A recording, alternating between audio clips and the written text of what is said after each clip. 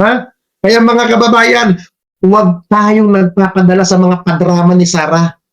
Huwag po tayong nagsasabi ng kung ano ng mga paliwanag niya na ano-ano. Puro kaartihan lang po yan. Oo. Puro kaipalan. Ha? Ito, nakipagpulong pa siya kay BBM bago mag-eleksyon. Ito, City Mayor tingnan nyo. Sara Duterte ang kandidatura ni Presidential Aspirant Bongbong Marcos. Sa report ng The Freeman, inamin ni Mayor Sara na nakipag-usap siya kay Marcos kung paano makatutulong ang Davao Region sa kanyang kandidatura. Itinanggi naman ng Davao City Mayor na pinag-usapan nila ng dating senador ang posibleng Marcos-Duterte tandem para sa 2022 elections. Muli ring giniit ni Mayor Sara na wala siyang planong tumakbo sa pagkapangulo sa 2022. Sa kabila pa rin niya ng pang-eengganyo ng kanyang mga taga-suporta. Yan o. Yan ay nakikipagpulong pa siya para lamang gawin siyang Vice President ni BBM nung last election. Ganyan kagago yan. Alam niyo mga kaibigan, kaya to, alam niyo nakikita ko, kaya ganyan ang asta ni... Sandali. Kap, anong masasabi mo at tatamdim daw kay BP Lenny? Alam niyo guys, ang maano ko dyan, malabo po yan mangyari. Sa akin nakikita, hindi po kakagat si dating Vice President Leni Robredo kung sakaling may mga offer na ganyan. Hindi po gagawin yan ni dating Vice. Alam niyo po ito kung may staff man, kung mayroon man nanonood dyan na personal na empleyado ni Vice President Sara Duterte, ni dating Vice President Leni Robredo, yung father ko po, yung tatay ko, naging kaklase po ni dating Vice President Leni Robredo. Naging kaklase niya po ang tatay ko. At yung isang kapatid ng tatay ko, maliban yung dating congressman na yumao na po noong nakaraan, yung kapatid po ng tatay ko, kababata po ni Vice President Leni Robredo. Itong tinutukoy kong tatay ko, nakaklase, kababata ni Leni Robredo, si Edmundo Barsaga. Edmundo Barsaga po, father ko po yan. Klase, kaibigan ni BP Sara. Alam niyo mga kaibigan, nung time na inaaway ko si dating Vice President Sara Duterte, bilib ako sa pamilya ko, kahit kaibigan sila ni BP Lenny, hindi ako pinakikialaman ng pamilya ko. Hindi ako sinasabihan na, no, wag mong awayin si Lenny, kaklase ko yan, kababata ko. Alam niyo, nalaman ko na lang yan, lately na lang mga kababayan, nalaman ko na naging kaklase niya si dating Vice President. Nung sinabihan ako, ninyo, naupo na. Kasi ang tatay ko po ganito. Ang father ko po, nagtrabaho po sa engineering department ng Malacanang nung panahon ni dating Pangulong Marcos. Ang mother ko po, nagtrabaho po sa library ng Malacanang nung panahon po ni dating Pangulong Marcos. Hindi niyo po may tatanong, naging tao po ni Kit Tatad ang father ko.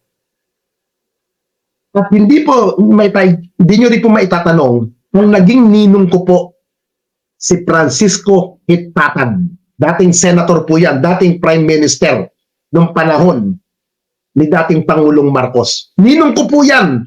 Magkakilala po kami ni Senator Kit Tatad. Kaya nung time ni dating Pangulong Duterte na inaaway si Kit Tatad, ni dating Pangulong Duterte, hindi ako pumupunta ako sa kanya. Sabi nga sa akin ni Senator Kit Tatad, ninyo, buti ako, hindi mo ako minumura. Buti hindi mo ako inaaway. Sabi ko, Ninong, malaki naman ang respeto ko sa'yo. Pumupunta ako sa bahay ni dating Senator Kit Tatad. Diyan po sa Labista, sa Ipugao Street. Labista po nakatira yan.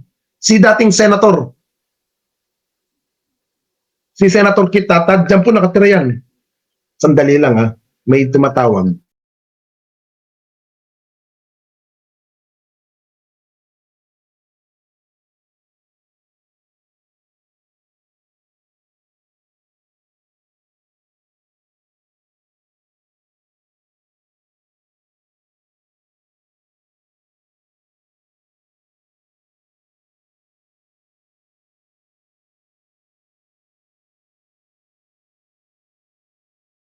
Yun. Hindi, may tumawag na lalaki. May tumawag na lalaki sa akin, mga kaibigan. Gwapo ito. Mamaya magkasama kami. Siyempre, Saturday ngayon, kailangan natin may kasama lalaki. Di ba? Pero ganun pa man.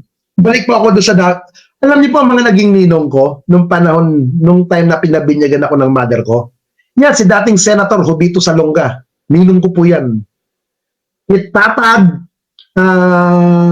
Heidi Yurak, yung dating senator, si Heidi Yurak, na naging commissioner, naging ninong ko, naging chairman ng COMELEC. Ninang ko po yan, si Heidi Yurak. Pinanganak po ako 1978. 1978 pa ako pinanganak. 45 na po ang edad ko ngayon. Pero ayon sa putang inang doktor ko, doon sa gagang doktor ko, putang ina mo ka. Ang edad ko daw, sa utak ko daw, 10 taon lang daw ang utak ko. Yun ang sinasabi nung gagang ano ko. Yung gagang doktora ko na putang inang yung psychiatrist na ulul yun. Oo. Yun ang sinasabi niya. Ngayon, ang nakakatawa rito mga kababayan, ang dami kong inaway ng mga kaibigan ng pamilya ko. Sa awa at tulong naman nila, never nila akong pinakialaman, pinagsabihan, oy, tigil mo yan. Wala kang respeto sa mga yan, mga kaibigan namin yan.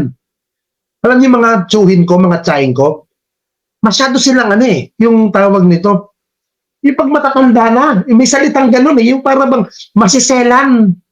Oo. Kabayan, born, naga, yes! Alam niyo pa, hindi niyo po na itatanong, may nagtanong. Manong Hermo, TV, 1981 ka pinanganak? Pinanganak po ako. Diyan po sa Naga City. Barangay Santa Cruz proper. Santos Street po ang bahay namin. Ang kapatid ng mother ko po, naging vice mayor po ng Naga City. Si Arsemio Ruelo. Arsemio Ruelo po. Ang pagka-Ruelo po, sa dalaga po yan sa mother ko. Naging politiko po ang angkan namin sa Kamsor. At naging ninong ko po si dating governor, Luis Villapuerte. Ninong ko po yan, si Luis Villapuerte.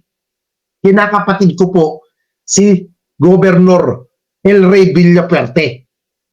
Pumupunta ako sa bahay nila, sa Palanan. Sa Palanan, sa Makati. Ng mga Villapuerte. Pumupunta. Kaya nga po nung time na yun, nung nalaman ng Duterte administration na ang kamag-anak ko ay puro politiko rin ng Kamsor,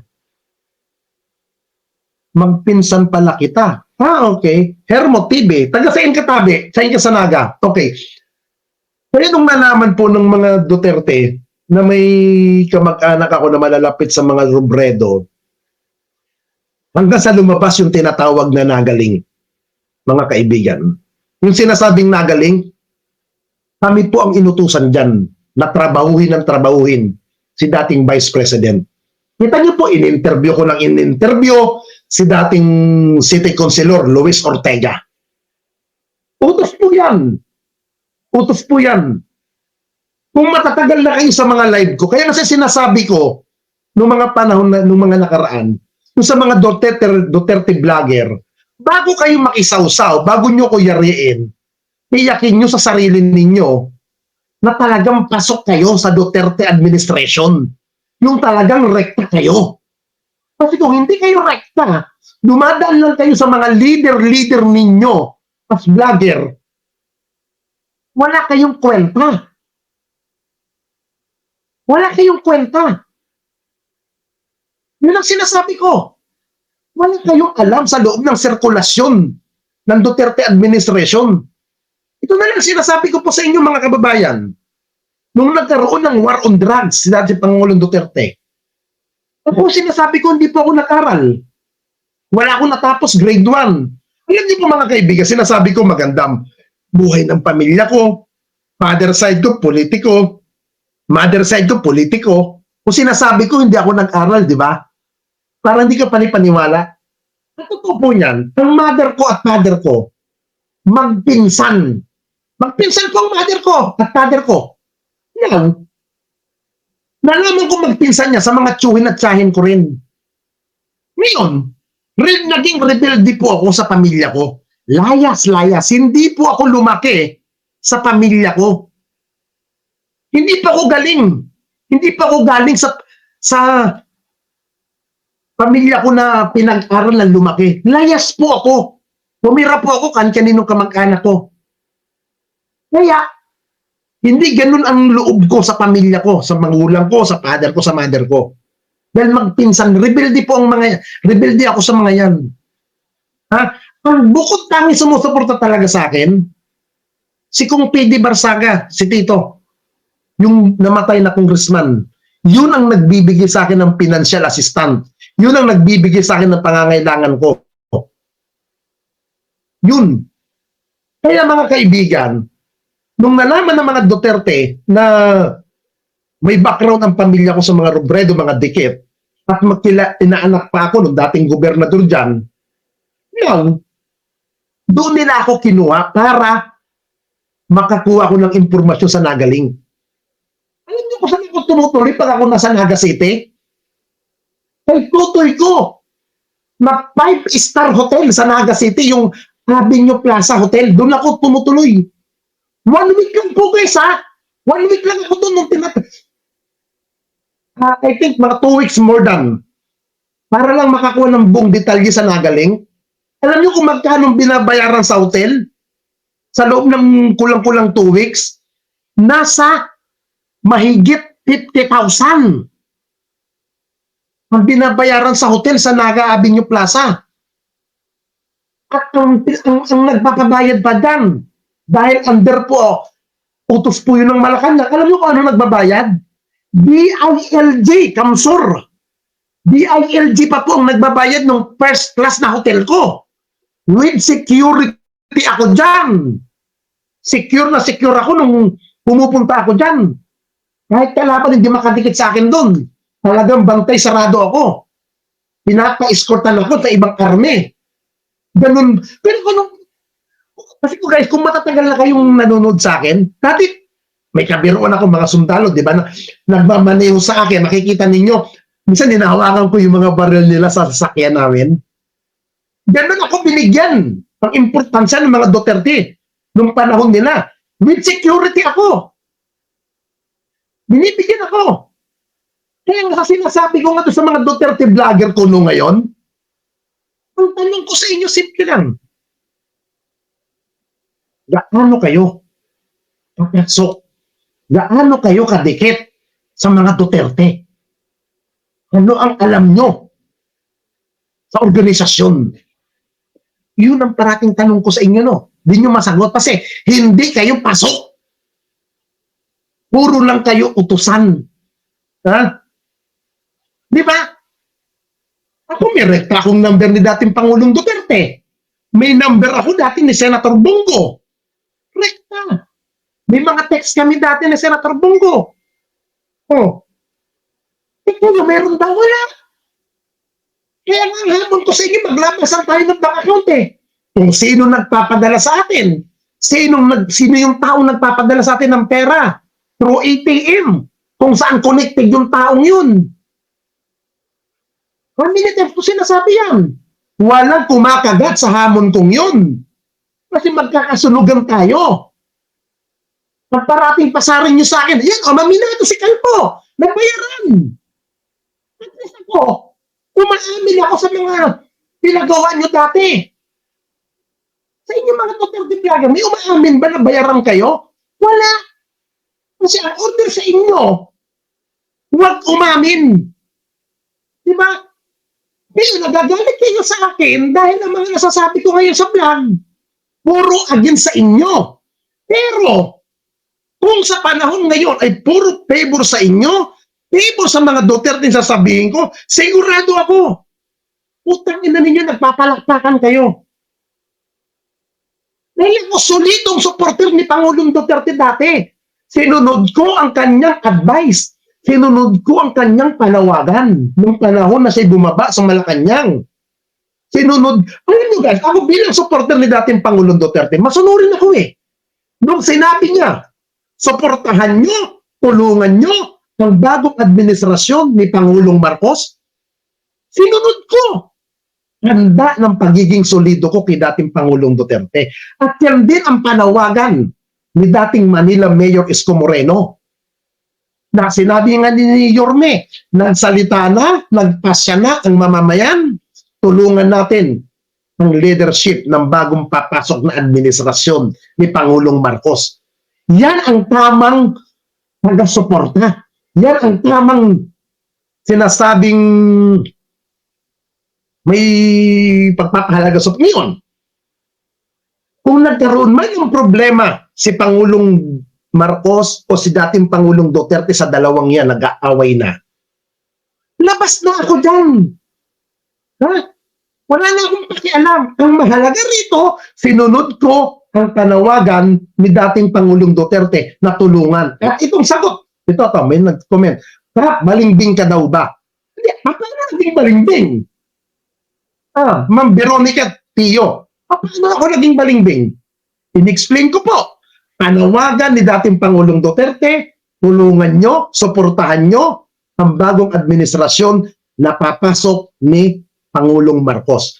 Ngayon, bilang supporter niya, bilang isang panatikong sumunod sa kanya, sinunod ko ang kanyang panawagan. Ngayon, pagbabalingbing na ba yung ginagawang yun? Ha? Pagbabalingbing na ba yun? Sa palagay ko, hindi. Sumunod ako. Di naman talaga ang dapat kong gawin bilang mamamayang Pilipino at utos ng Diyos at nasa Biblia, magpasakop kayo sa gobyerno o sa pamahalaan dahil walang pamahalaan na hindi nagmumula sa akin. Yan ay nasa Biblia. Ang masama rito, mga kaibigan, nanawagan ng taong sinusuportahan mo tapos hindi ka sumusunod. Yun ang mahirap. Di ba? Yun ang mahirap. Kaya, ako po ay tapat na supporter. Tapat po ako. Sinunod ko yung panawagan ni dating Pangulo at ni dating Manila Mayor Isko Moreno. Sinunod ko po yun. Kaya po sila wala siyang masasabi sa akin na ako ay suwail na supporter nila. Mahirap po yun. Kasi nasa Biblia po eh. Alam niyo mga kaibigan, kahit ako po bastos, alamura, naniniwala akong may Diyos eh. Naniniwala ako na ang Diyos ay buhay. Na dapat tayong sumunod. Di ba? Now, nasa Biblia mga kaibigan. Sumunod tayo, magpasakop tayo.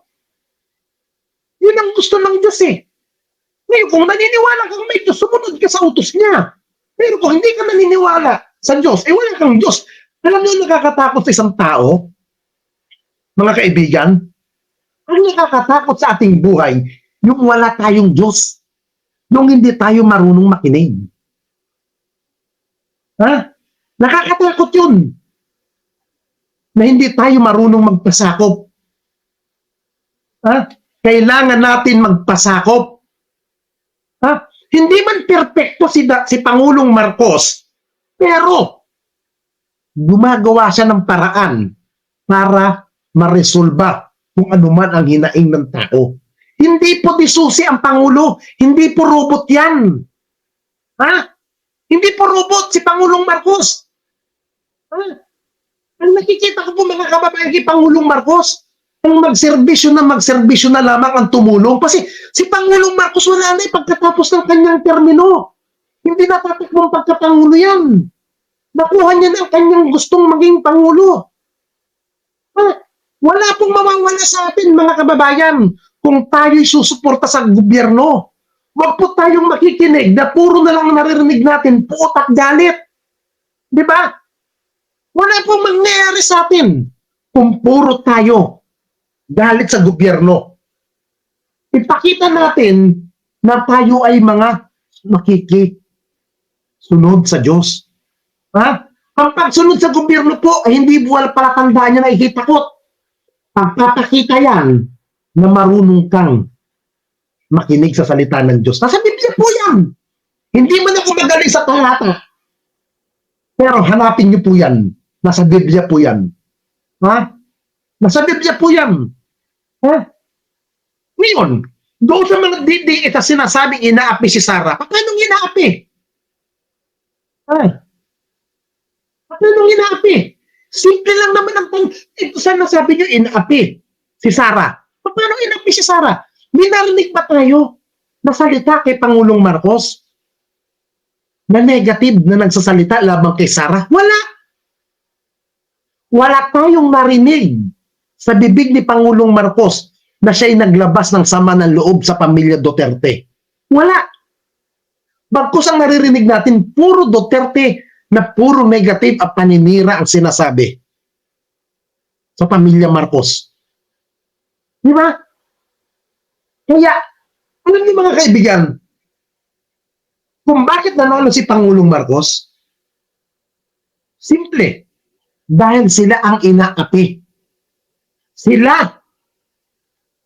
Nakita ng tao, inaapi ng mga Marcos. Ayan, nanalo. Diba? Ako, minado ako. Kabilang ako sa mga nagsalita ng election laban kay Pangulong Marcos. Kung ano rin ang mga sinabi ko na mga hindi rin makain. Pero, nung nanalo na ang mama, bilang respeto at pagsunod sa sinasabi ng kandidato ko at sinabi ng dati ko sinuportahan, sinunod ko. Ngayon sasabihin nyo, balingbing. Mga couple pala kayo eh. Matatalino kayo, di ba? Pero wala kayong utak, mga buwakan ng ina nyo. Ako nga, inaamin ko, hindi ako nag-aral. Wala akong edukasyon. Kasi kung ako nag-aral, graduate ako, siguro may posisyon ako siguro sa Duterte administrasyon, baka isa rin ako sa nabigyan ng trabaho na maayos. Di ba? At isa ko, aminado ako sa sarili ko. Hindi ko ikinakahiya. Yung iba nga yung putang ina, hindi magawang umami ko anong pagkatao. Puro palabas, matino silang pamilya. Oh.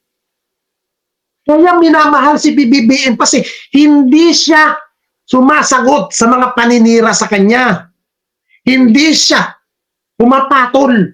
Mas binibigyan ng importansya ng administrasyon na to ang magserbisyo sa bayan. Ito na lang, ginagawa nyo kay House Speaker Martin Romualdez. Yung sinasabi ninyo, sabi ni Balakbay na kupal, kaya daw ako nagkaroon ng kondo, kaya daw ako nakatira sa kondo, dahil sinasagot daw ni Romualdez, bobo, bakit? Pamilya ko ba? Hindi ba ako pwedeng tulungan ng pamilya ko? Hindi ba ako pwedeng mabigyan ng pamilya ko? Na hindi ba sila pwedeng bumawi sa akin, yung mga pagkukulang nila ng kabataan ko? Bakit? Ang pamilya ko ba? Gutom? Ang pamilya ko ba? Hirap sa buhay? Hindi. Oh. Tapos sasabihin nyo, nakakondo na daw ako ngayon. Yan ang problema sa inyo. Pag ang tao hindi nyo nakapartido at hindi nyo nakapanalig, kung ano-anong pinagsasabi nyo na. Diba? Matatalino kayo, pero mga kaya. Ito si Banatbay. Si Banatbay, supot yan. Ito na lang, si Banatbay. Hindi niya maribatan yung mga bakma ko sa kanya. Yung sinasabi ko sa kanya, sagutin mo ang sinasabi ni Ginang Joe Duterte na binentahan mo ng sasakyan na bulok. May interview ako doon, nilabas ko. Yun ang pinagsimula ng awayan namin ni Banatbay. Yung tungkol doon sa binentahan nila ng kotse na nagpa-interview sa akin. Ngayon, kasalanan ko ba yun? Minessage kita, sabi ko, sagutin nyo yan. Kasi nasisira tayo dyan. Alam nila, magkakampi tayo. Si Kutsuli. Pinagdadakulan mo. Yung isang OFW na si Arlene. Hindi ka ba nahiya niyan? Tapos sasabihin nyo, api kayo. Pinag-iinitan kayo. Sasabihin nyo, wala nang demokrasya, marsyalo na tayo sa gobyernong ito. Mga gago, kung marsyalo tayo, minsan sana, hindi kayo nakakapagsalita ng ganyan. Minsan sana, nakakulong na lahat tayo.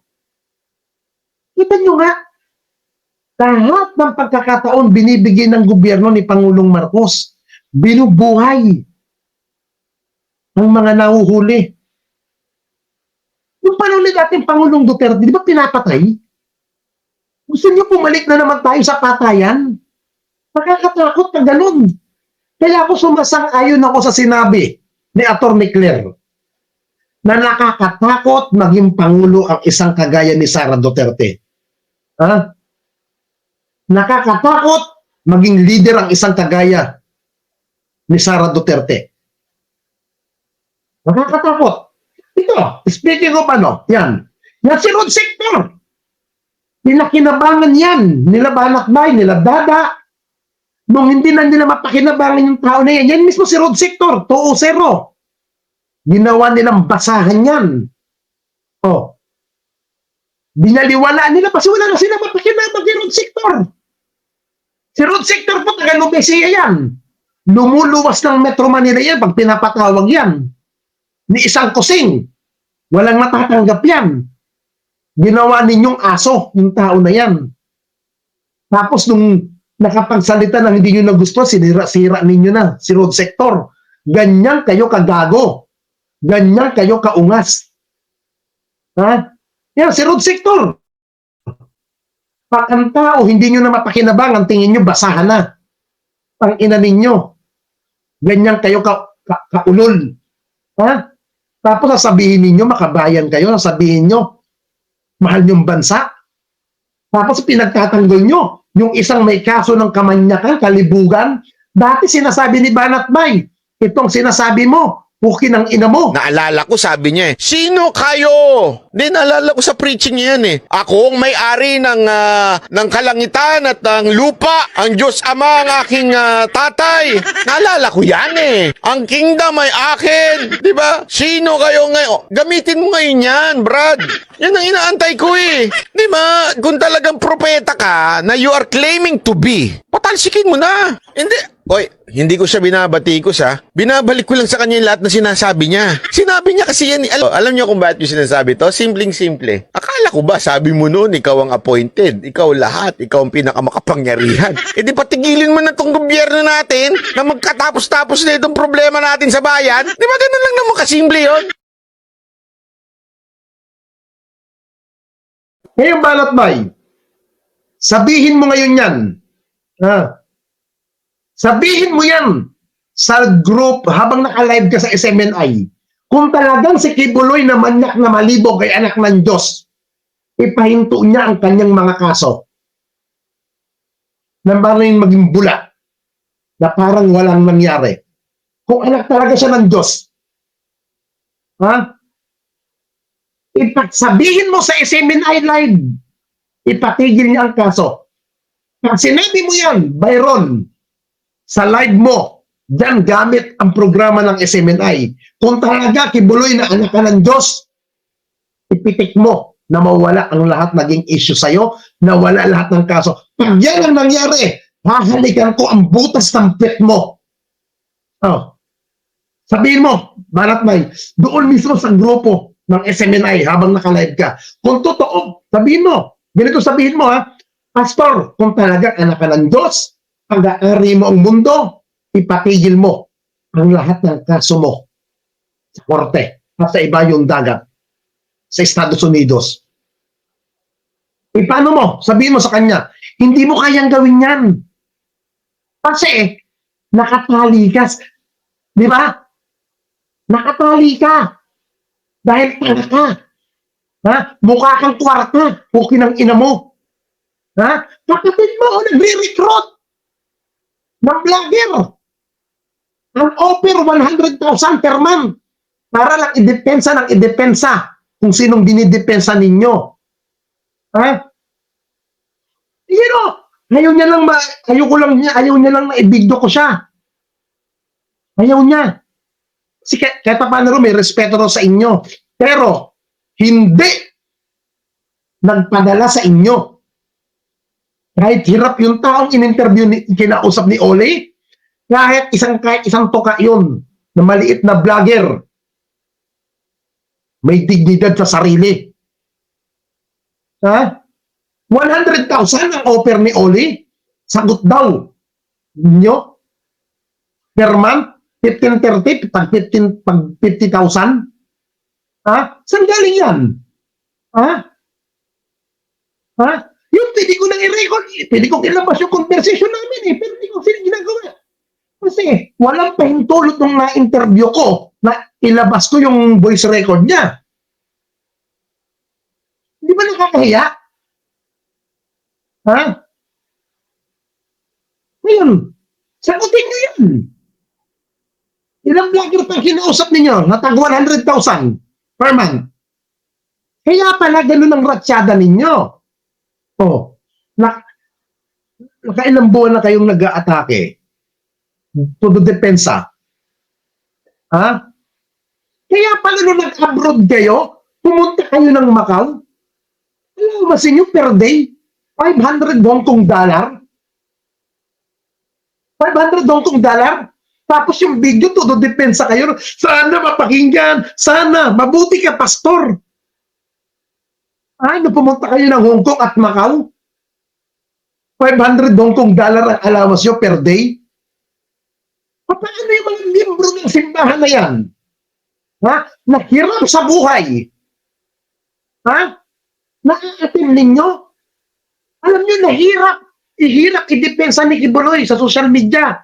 May kaso sa bansang Pilipinas. May kaso sa Estados Unidos. Ha? Tapos gusto nyo ipalit si Sara? Na isang burike, isang oportunista? Ha? Na atat maging pangulo? Kaya hindi ako nagtataka eh. Bakit silang magsama ni dating Pangulong Gloria Macapagal Arroyo na parehas na oportunista, parehas na kapitoko sa kapangyarihan. Kaya tamang-tama ang alam nyo, kung nag-iisip ng utak si BP Sara, hindi niya sasabihin itong mga salitang ito eh. Ito. So, ang motive dyan is very simple. Mababasa mo naman kaagad eh. Ang motibo dyan is perpetuation in power. So, lahat ng threat sa power mo, sisirain mo talaga.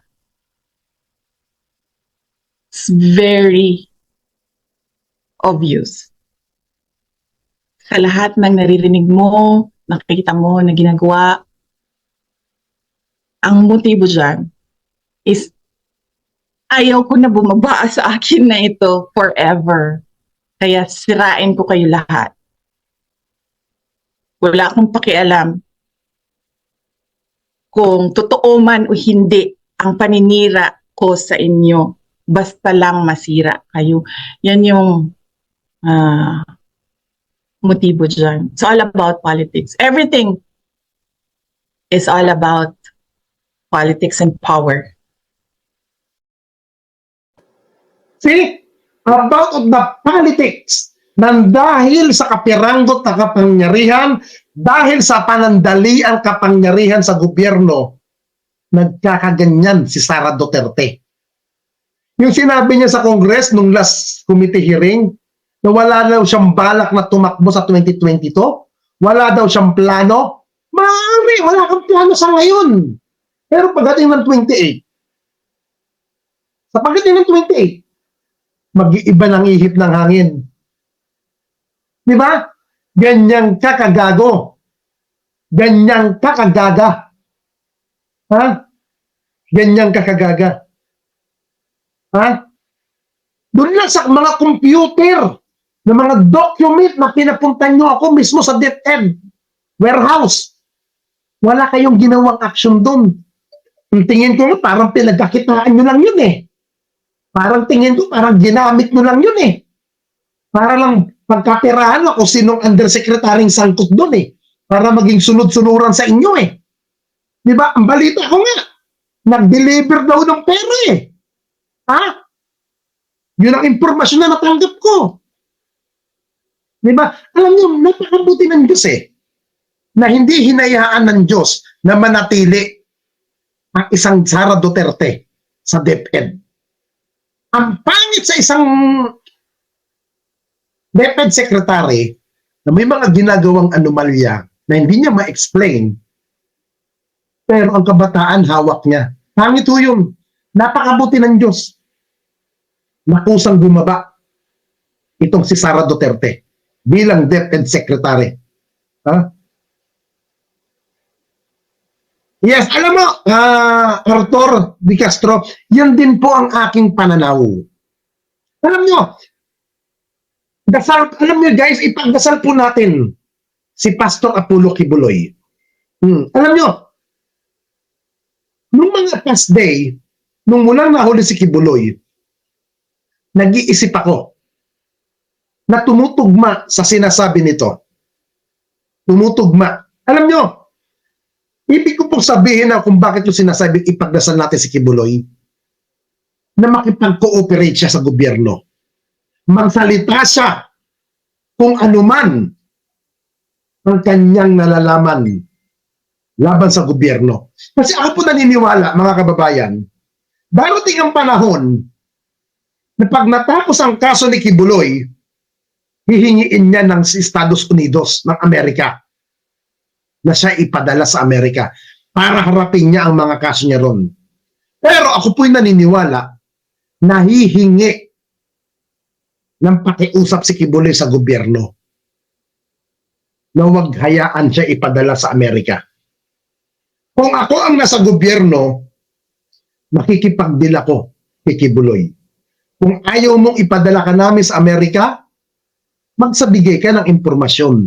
Magbigay ka ng kalinawan. Ano ang pakinabang? Ano ang kapalit? Para hindi ka maipadala sa Amerika. Sana dumating sa punto na mayroon tayong makukuha ang impormasyon kay Kibuloy kung ano man ang tagong yaman. Kasi alam niyo, nagdududa ako, bakit ang ginawang administrator ng POGC ay si dating Pangulong Duterte? Wala bang pastor na magaling? Wala bang abogado ang POGC na pwedeng maging caretaker dyan? Bakit? Si dating Pangulong Duterte. Hindi kaya tanda na kung ano man ang dapat isave ay isi-save na para dumating ang panahon na hindi magkaungkatan? Ha? Hindi kaya ganon? Abangan po natin kung ano man ang mga revelasyon na pwedeng makuha kay Kibuloy. At ako'y naniniwala, marami pang makukuha ang revelasyon kay Alice Goo kung sino ang mga nasa likod ng Pogo operation sa bansang Pilipinas noong panahon ni dating Pangulong Duterte. Lagi ko pong sinasabi sa inyo, hindi po magtatagumpay ang gobyerno kung tayong mamamayan ay wala pong kooperasyon. Tulungan po natin ang ating gobyerno sa pamumuno po. Sandali po .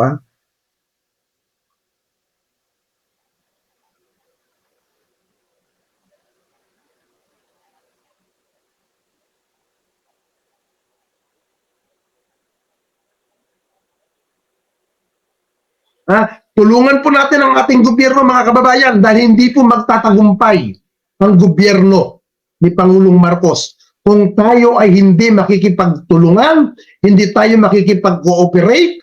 Kailangan po tayo ng ating pamahalaan. Kailangan po tayo ni Pangulong Marcos para magtagumpay, para po siya ay maging maayos na leader.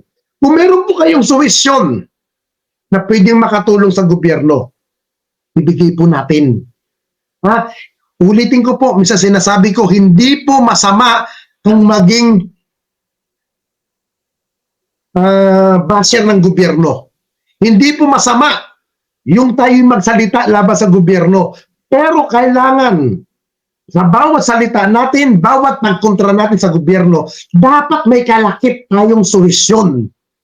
Solusyon na makatao, solusyon na pwedeng makatulong sa gobyerno. Pero kung ikaw ay puro ka kontra, puro ka laban sa gobyerno at wala kang maibigay na solusyon, wala kang silbing tao sa mundo. Dahil ang pinaiiral mo, puot at galit. Again, isang mapagpalang umaga po sa ating lahat. Ipagdasal po natin ang Pangulo, ipagdasal po natin ang Kongreso na magkaroon po ng kalinawan, ng kaisipan, ayon sa kanilang mga tinumpaang tungkulin para sa bayan. Again, magandang umaga po sa inyong lahat. Tulungan natin ang ating pamahalaan. Music tayo, mga kababayan. What's up mga tropa pips? So napanood nyo naman po yung vlog ni Kuya Nino Barsaga. At tama po yung kanyang sinabi. Huwag po tayong magpadala sa mga drama nitong si BP Sara. Alam niyo po, itong si BP Sara ay pamumulitika po ang talagang ginagawa nito. Panahon pa lang po nang ito ay mayor, marami na po itong mga patutsyada. Hanggang ngayon po, ganun pa din ang ating kilala o nakilala natin na si Sara Duterte. Alam na natin ang kanyang style. Mamumulitika, mambabato ng putek, tapos kapag siya po ay nasabihan o nabigyan din ng negatibong pahayag, ang sasabihin po, siya ay pinopolitika at siya inaape, kinakawawa, ginigipit at kinakalaban. Ganyan po ang ating Vice Presidente. Hindi po ito mapagkakatiwala ang tao.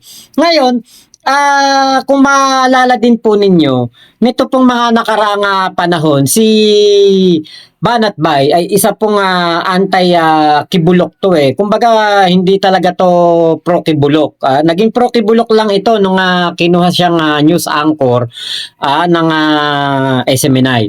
Ngayon po, napansin natin na medyo talaga napaka-ipokrito po ng ganitong tao dahil nga po saan ka ba naman nakakita ng hindi mo nga to pinapaniwalaan, 'di ba? Bilang isang preacher, hindi mo to pinapaniwalaan bilang pastor at sinabi mo pa nga na ito ay isang bulaang propeta.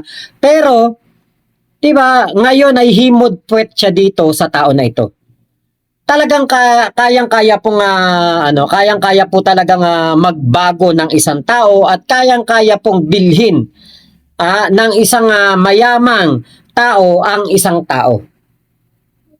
Kayang-kaya po talaga. Kayang-kaya tapatan ng presyo ang bawat prinsipyo po ng isang tao. Kasi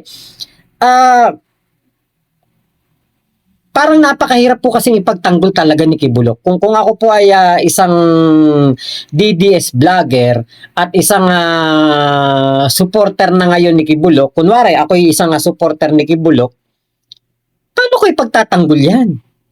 Diba? Sa loob at labas ng bansa, iisa ang kaso.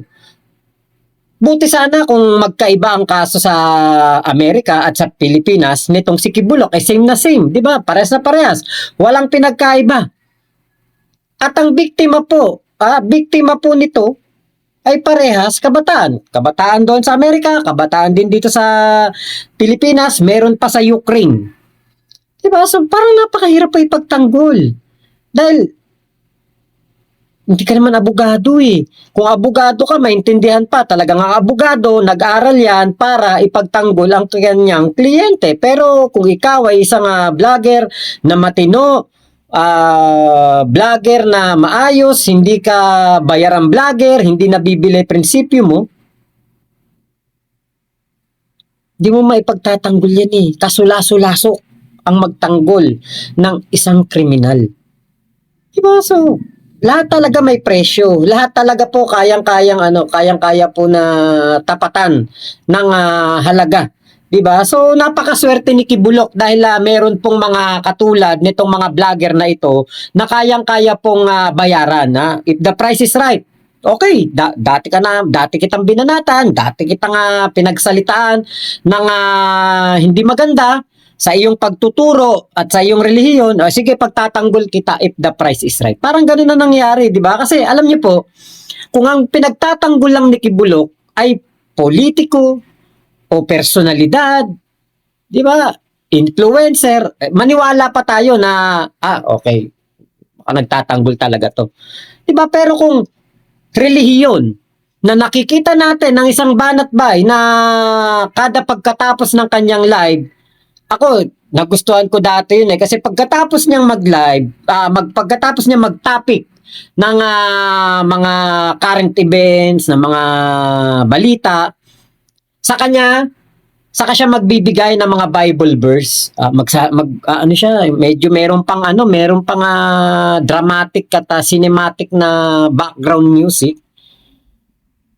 Sabay, alam niyo, magsasalita siya ng mga tungkol sa Panginoon, sa aral ng ating Panginoon, sa Biblia. Kasi ako hindi po ako nagbabasa ng Biblia, hindi po ako palasimba, pero lagi po ako nagdadasal.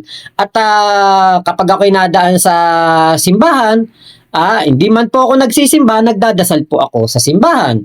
So, ako'y dasal ng dasal at kinakausap ko ang ating Panginoon. Humihingi ako ng tulong, humihingi ako ng kapatawaran sa mga kasalanang nagagawa ko. Pero, never ako nanangwestiyon ng ibang relihiyon.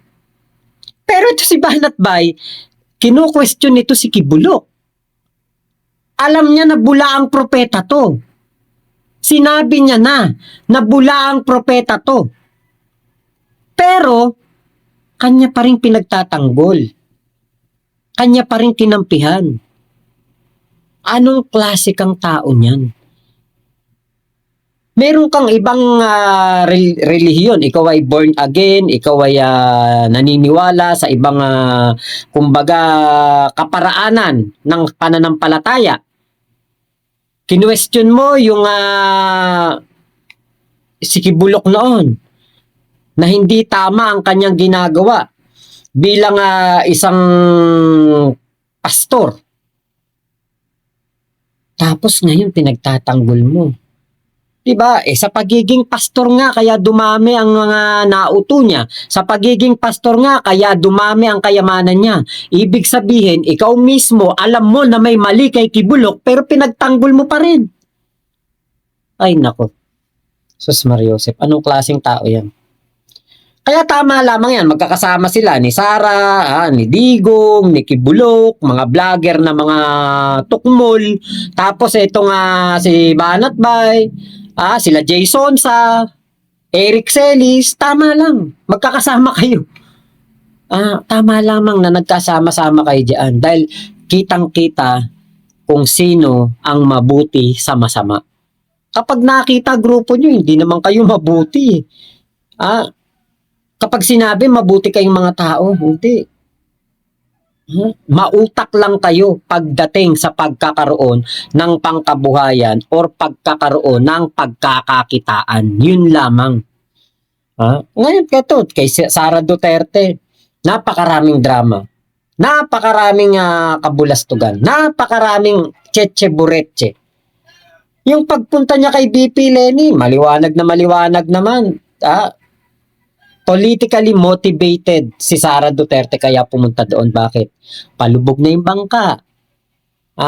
Wala na yung kasikatan. Yung dating kumikinang-kinang na Sara Duterte kapag nakita ng taong bayan, yung mga patwitams niya, yung mga pakyut niya, ano natingin ngayon sa kanya ng taong bayan? Isa pong suwail nagtaong gobyerno. Isang lustayera. Nilulustay ang pera ng bayan sa hindi malaman o hindi maipaliwanag na pamamaraanan.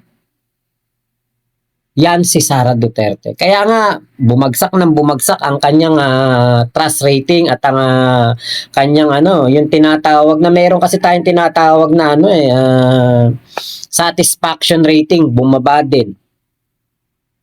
Kasi walang maipaliwanag. Hindi maipaliwanag kung saan nilulustay ang pera. Buti sana kung nanay-tatay mo nagbigay sa'yo niyan. BP Sara, hindi naman taong bayan ang nagbigay sa'yo ng budget na yan. Tapos hindi mo maipaliwanag kung saan mo nilustay. Confidential funds, napakabilis gastusin. Pag regular funds, napakabagal ubusin. Halos hindi maubos. Pero confidential funds at intelligence funds, ubos kagad. Pag kinwestiyon, galit. Tapos gusto niyo pang gawing presidente yan. Ay nako. Doon kayo tumira sa West Philippine Sea. Gawin yung presidente yan. Ibibigay na namin sa inyo West Philippine Sea. Doon din kayo tumira, lahat kayong mga bobo, tanga na naniniwala kay Sara Duterte. Di ba? Sa inyo na yung West Philippine Sea. Kayo maghari doon. Sa inyo na yun. Huwag niyo lang kaming idamay. So yun lamang po, maraming salamat sa pagsama nyo dito sa aking vlog na ito. Ingat po kayo, nasa mang panig kayo ng mundo. Momo at chup chup. Love you, love you. God bless us all. Pilipinas. God first. Salamat po.